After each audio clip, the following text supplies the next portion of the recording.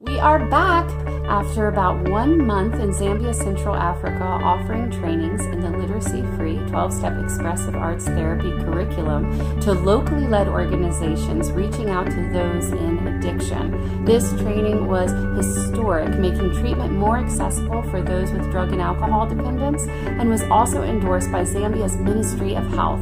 We trained over 90 people and over 20 organizations across the country in this curriculum, and we're already getting emails coming in saying that this curriculum is being used and helpful to just break the bond of addiction off of those communities. So we're really excited about it. I've asked some of our trainers to share, so this update will be a little bit longer than our normal 1-minute weekly updates.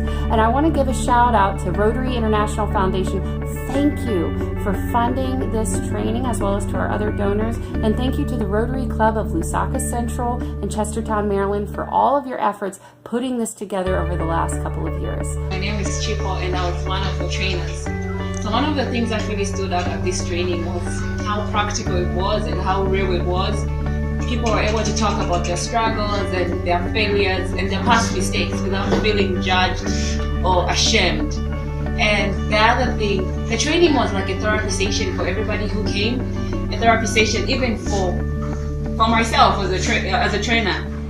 This training was so impactful because it was getting to the heart of breaking down stigma. We were able to talk about emotions and feelings and really difficult topics within the context of art and a metaphor which provides safety and comfort and allows for that vulnerability to being more willing to talk about their emotions and talk about difficult things in their life. And I could see through their artwork that they were really processing the material and internalizing the material that we were teaching them so that they can in turn take this back to their communities and see change happen in their own lives and in the lives of people around them. The reason why I think this training was so important is because it provided a tool for local leaders to work with addiction in their own communities. So whether that's a church, a small charity working with street children, or a large and well-known hospital, they can all apply it in their settings and adapt it for their communities.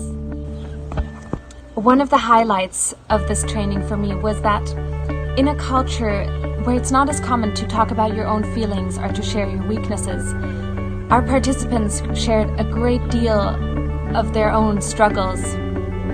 And sharing like that removes shame, it reduces stigma, and it opens up a conversation about addiction, which is so important and the first step, the first place where we need to start.